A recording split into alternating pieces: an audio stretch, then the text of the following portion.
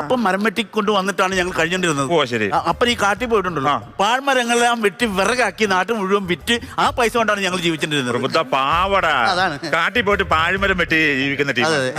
എന്തൊക്കെ പാഴ്മരം ഈ വെട്ടി വിൽക്കാറുള്ളത്? സ്മെൽട്രി, സുഗന്ധമരം എന്ന് പറയും. സുഗന്ധമരം എന്ന് പറയുമ്പോ അങ്ങനെ ഒരു മരം ഞാൻ കേട്ടിട്ടില്ല. അത് കത്തിച്ച് കഴിഞ്ഞാൽ മണം വരും ചെറുതായിട്ട്. പിന്നെ വേണേ കല്ലിലൊക്കെ കുറച്ച് നെറ്റിയെ തൊടാം. ചന്ദനമരം, ചന്ദനമരം കാട്ടിക്കറി പറ്റുന്ന കാര്യമാണ് പറയുന്നത്. ചന്ദനം കാട്ടി പിന്നെ നീ സുഗന്ധമരം എന്ന് പറഞ്ഞത്? ചന്ദനം എന്ന് പറഞ്ഞ കേസല്ലേ സാർ? എന്റെ വീട്ടിൽ വേറെ ആണെങ്കിലും ഈ പരിപാടി ഉണ്ടോ? വേറെ ഒരു കൊച്ചുമോനുണ്ട്. അവൻ ആന്ധ്രയില്ല. അവനിപ്പം മരത്തിന്റെ പരിപാടി. ആന്ധ്രയിൽ അവൻ എന്നാ പരിപാടി? അവൻ ബ്ലഡ് ട്രീയുടെ പരിപാടിയാണ്.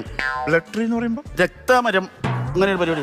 രക്തമരം ഞാൻ കേട്ടിട്ടുള്ളൂ. രക്തമരം. പൊന്നു സാറേ, രക്തചന്ദനം, രക്തചന്ദനം കാട്ടിക്കറി വെട്ടുന്ന കാര്യം പറഞ്ഞു. രക്തചന്ദ്രത്തിന്റെ പേര് മാറ്റിട്ട് ബ്ലഡ് ട്രീ എന്ന് പറഞ്ഞല്ലോ ആളെ പറ്റിക്കാൻ വേണ്ടിട്ട്.